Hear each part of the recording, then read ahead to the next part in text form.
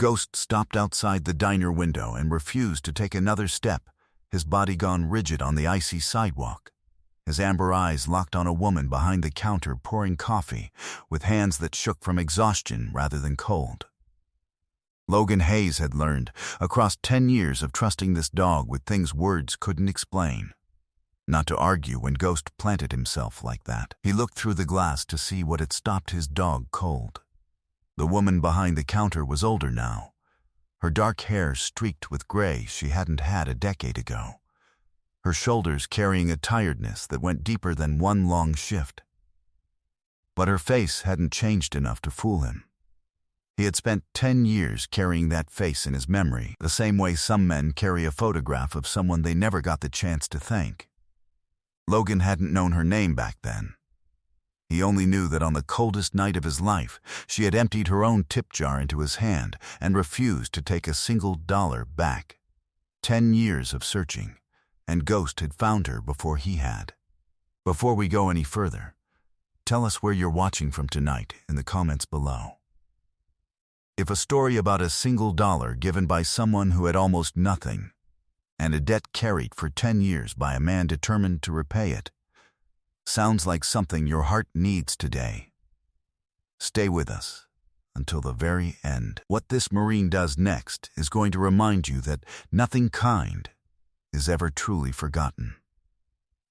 Logan Hayes was 36 years old, lean and broad-shouldered in the durable way of men whose bodies had been built by years of hard labor rather than a gym, with sandy hair kept short out of habit, and a face that had aged faster than his years through things he rarely discussed. His eyes were a pale hazel, steady and watchful, the kind of eyes that swept a room for exits and trouble before he'd even decided to sit down, a habit left over from a different life he'd worked hard to put behind him.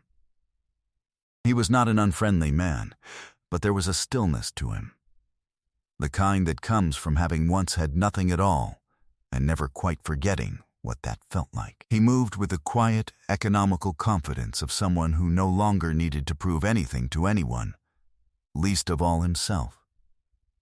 He had served 8 years as a Marine, 2 deployments to Afghanistan, the second of which ended with a convoy ambush outside Kandahar that took 2 friends from him and left him with nightmares he didn't yet have a name for when he came home. The discharge had been honorable. The years that followed it had not been kind. He'd lost a marriage, then a job, then an apartment, then most of what was left of his self-respect, sliding without quite noticing the slide into 18 months of sleeping in his truck, and then, when the truck got repossessed, sleeping wherever a doorway offered shelter from the wind. The night that changed everything came in late December, 10 degrees and dropping, when a young waitress closing up a diner alone saw him through the window, sitting on the curb outside with his hands jammed under his arms, and came out anyway, alone, into the cold, with everything left in her apron pocket. She'd handed him $11, every cent of her tips that night, and when he'd tried to refuse it, ashamed, she'd told him, simply, that everybody needed somebody to believe they were still worth helping, and that tonight, that was going to be him. She'd gone back inside before he could even ask her name. He never saw her again. But he never forgot what she'd said, and 3 days later, cold and humiliated, and out of better options, he'd walked into a VA outreach center for the first time, because some part of him had decided he wasn't going to let a stranger's last $11 go to waste. Ghost was a 7-year-old German Shepherd, 84 pounds of black and silver fur, with a torn right ear that never sat quite level. A souvenir from an explosive ordnance call gone wrong during his 4 years as a military working dog before a service-ending injury retired him early. Logan had adopted him 2 years into his own recovery when a VA counselor mentioned a program pairing veterans with retired service dogs, and the 2 of them had built something over the following 5 years that Logan had stopped trying to explain to people who hadn't lived it. Ghost moved through the world with the clean, deliberate confidence of an animal who had learned exactly which sounds meant danger and which meant nothing at all, and he rarely wasted energy on the second kind. He had become tracker, anchor, and conscience all at once, the reason Logan got out of bed on the mornings his nightmares made that hard, and the only living creature who had ever watched him at his absolute worst and simply stayed anyway. The town sat in the flat farm country of central Nebraska, the kind of place where Main Street still had a hardware store and a diner that had been open under one name or another for 60 years, and where the wind in February came across open fields with nothing to slow it down. Snow had been plowed into graying piles along the curb outside the diner, and the windows had fogged slightly from the heat and grease inside, the warm yellow light spilling out onto a sidewalk that had gone nearly empty by late afternoon. It was the kind of town where everybody still knew everybody's business, which made it easier, in some ways, for the wrong kind of person to keep getting away with things, because nobody wanted to be the one who said something first. Wade Pruitt had owned the diner for 19 years and a half-dozen rundown rental houses around town for almost as long, and over that time he had built a quiet, ugly reputation that most people in town knew about and almost nobody discussed out loud. He paid his staff in cash off the books whenever he could get away with it, shaved hours off paychecks for employees too scared or too dependent on him to complain, and rented his houses, several of them to his own waitstaff, at rates that climbed whenever a tenant fell behind, with late fees that made the debt nearly impossible to climb out from under. He had fired 2 waitresses over the years for asking too many questions about missing tip money, and both had left town rather than fight him, unable to afford the alternative. "This is my diner and my houses," he told a new cook once, loudly enough for half the kitchen to hear. "People work for me because I let them." They'd do well to remember that. Grace Whitman had worked at Pruitt's Diner for 14 years, ever since her husband's death left her raising a son alone on a single income. And she had never once, in all that time, let her circumstances make her unkind to anyone who walked through the door. She tipped out the diner's newest busboy from her own pocket on the nights his family fell short, even when her own rent, paid, unfortunately, to the same man who signed her paycheck, was 3 weeks behind. She remembered every regular's order and every regular's grandchild's name. Her son had grown into a quiet, hard-working 19-year-old now, studying nights at the community college. And she worked the early shift and the late shift back-to-back, 4 days a week, to help him afford it, never once telling him how close to the edge she actually lived. She still kept, folded in her wallet, a faded receipt from a December night 10 years earlier, the only thing she had left of a stranger she'd once given her last $11 to and had wondered about, quietly, every winter since. Logan walked into the diner with Ghost at his side and took a booth near the window, watching Grace move between tables with the same tired grace he remembered from a decade earlier, before he said a word. When she finally reached his table, her eyes passed over him without recognition. 10 years and a hard road had changed his face more than hers, until Ghost rested his head gently against her hip while she set down his coffee. An unprompted gesture the dog had never once offered a stranger before. Grace went still, looking down at the scarred ear and the steady amber eyes, and something in her own expression shifted slowly toward memory. "I know this is going to sound strange," Logan said quietly, "but 10 years ago, on a night colder than this one, a woman emptied her tip jar into my hands outside a diner and told me I was still worth helping." Grace's hand found the edge of the table. She remembered the boy on the curb. She had thought about him, she admitted, more times than she could count over the years, wondering whether $11 had been enough to matter at all. Behind her, at the register, Wade Pruitt watched the exchange with open irritation, calling her back to work before she'd finished the sentence. His voice carrying the particular sharpness of a man who didn't like watching his employees feel, even for a moment, like their time belonged to anyone but him. Logan came back the next day, and the day after that, ordering coffee he barely drank and watching, the way he'd once watched roadways and rooftops, for things that didn't sit right. He noticed Grace's paycheck stub left carelessly on the counter one afternoon. The hours listed nearly 10 short of what he'd personally watched her work that same week. He noticed the rent receipt taped inside the register drawer, Pruitt's name on both sides of the transaction, the amount higher than the listing 2 doors down for a comparable house. He asked Grace, gently, how she was managing rent and a paycheck under the same roof as the man who signed both, and Grace, after a long pause, admitted that she'd fallen behind twice over the winter, and that Wade had a way of working it out that always seemed to leave her owing more than when she started. Ghost, on every visit, positioned himself near the kitchen door whenever Pruitt passed through it, watching him the way he'd once watched unexploded ordnance, not with aggression, but with the absolute stillness of something he had already decided was dangerous. That night, alone in his truck outside the motel he'd been staying in while he worked the search, Logan sat with his hands on the wheel for a long time before starting the engine. He had spent 10 years imagining this moment as a simple one. Find her, thank her, hand her something that finally squared the debt. He hadn't imagined finding her still trapped in the exact kind of corner he'd once been trapped in himself, just a different shape of it. He decided somewhere in that quiet truck cab that handing her money wouldn't be enough. Whatever was happening to her, he was going to fix the whole thing, the way she'd once tried to fix the whole of him with $11 and a sentence he'd never stopped hearing. Logan didn't confront Pruitt directly, not yet. He started instead by asking the kind of questions a careful man asks before he acts.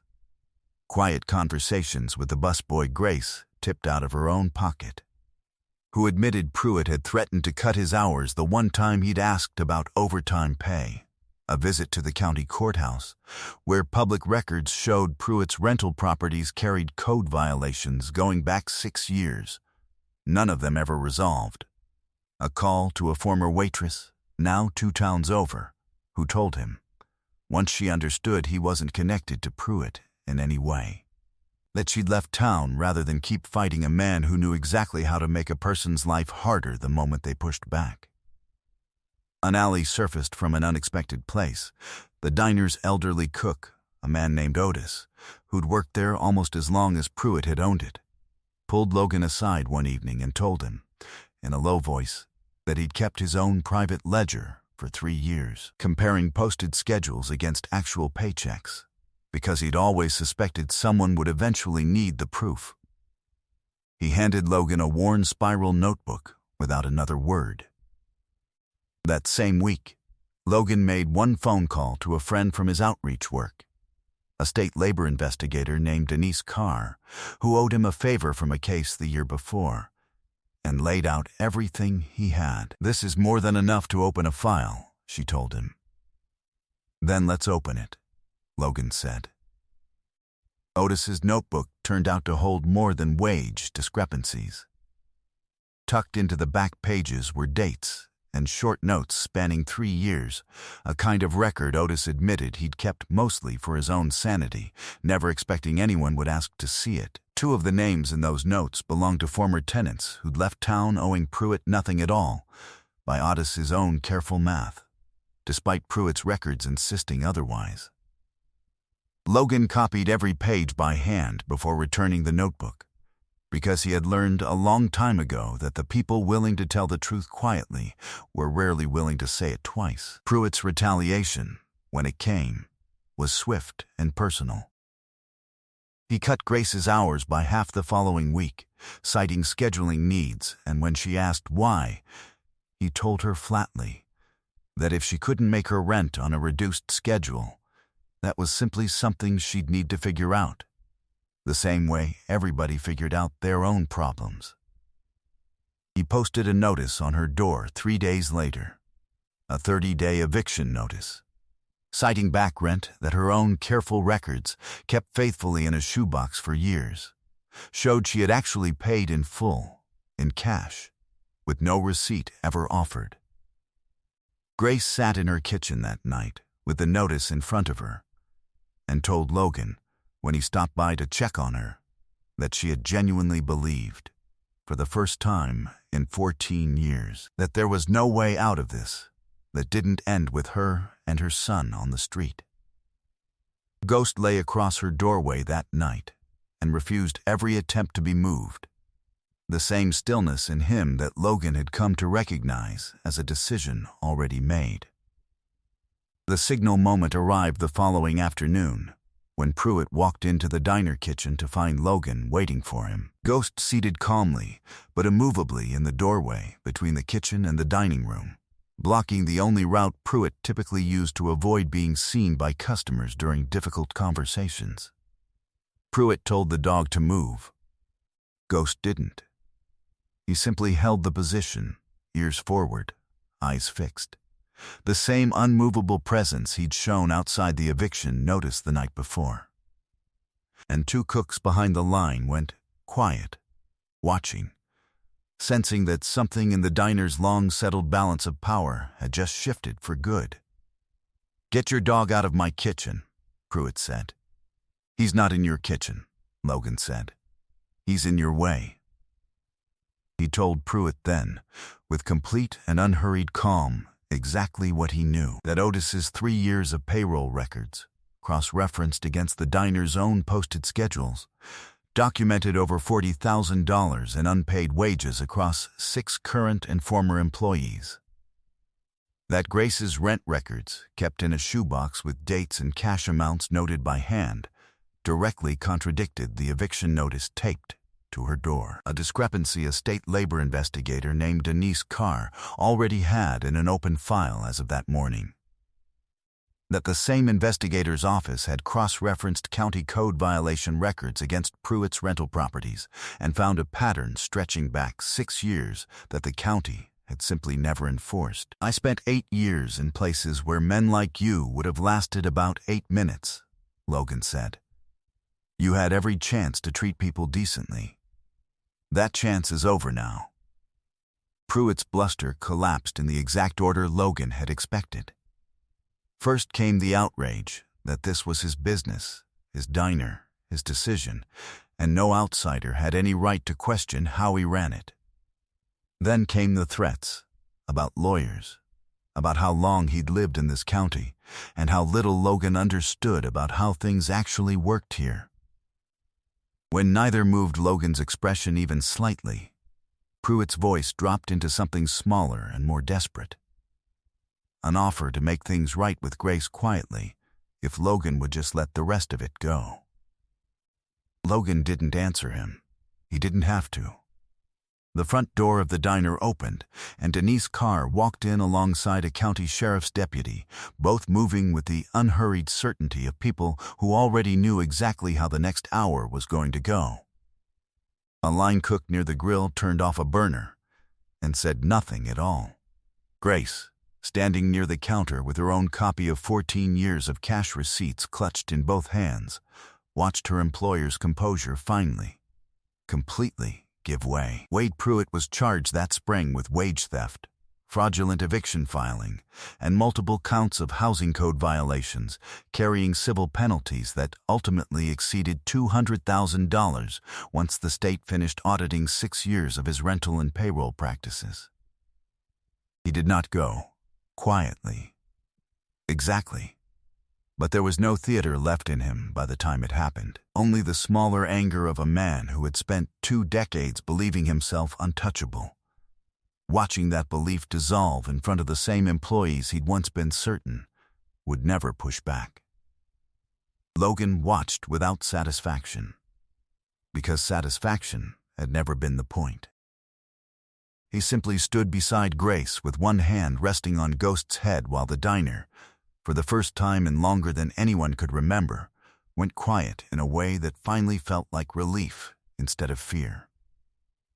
8 months later, the late summer evening light fell gold across the porch of a small rental house, 2 streets over from Grace's old address, one she now leased from an honest landlord at a fair price. with a hand-painted sign Logan had made hanging by the door that simply read Whitman. Her son had finished his second year of community college and started talking, for the first time, about transferring somewhere bigger, somewhere he wouldn't have once let himself imagine. Grace had taken a job managing the diner herself, after Pruitt sold it under the weight of his restitution debts to a young couple who'd kept every member of the old staff on, Otis included, at wages finally matching what the work had always been worth. On Sunday evenings, Logan and Ghost still came by, and the dog would cross the small yard in 3 unhurried strides and lay his head in Grace's lap the moment she sat down. The same gesture that had started everything 10 years and one chance encounter earlier. Grace kept the faded $11 receipt in a frame now, instead of a wallet, hung on the wall beside her son's college acceptance letter, where she could see, every single morning, exactly what one small kindness on a cold night had eventually grown into. Sometimes miracles don't arrive the moment they're needed. Sometimes they take 10 years to find their way home, carried quietly inside a man who never forgot the $11 a stranger couldn't afford to give him, and who spent a decade looking for the chance to give it back tenfold. This story proves something worth remembering whenever the world makes kindness feel pointless, that nothing given freely is ever truly lost, and that the smallest acts of generosity have a way of returning, years later, exactly when the person who gave them needs it most. God does not always repay a debt of kindness on our timeline, but He keeps a careful account of every dollar, every meal, and every moment someone chose to believe a stranger was still worth helping, and sometimes He sends the repayment walking back through the very door it once walked out of. If Grace and Logan's story touched your heart tonight, share it with someone who needs to be reminded that kindness always finds its way back around. Leave a comment below and tell us where you're watching from, and if a stranger's small act of generosity ever changed the course of your life. We'd love to hear that story too. And if you believe in stories of gratitude, loyalty, and the quiet courage of ordinary people, please subscribe to the channel so you never miss the next one. May God bless you, protect your family, and remind you always that no kindness you give today is ever truly given in vain.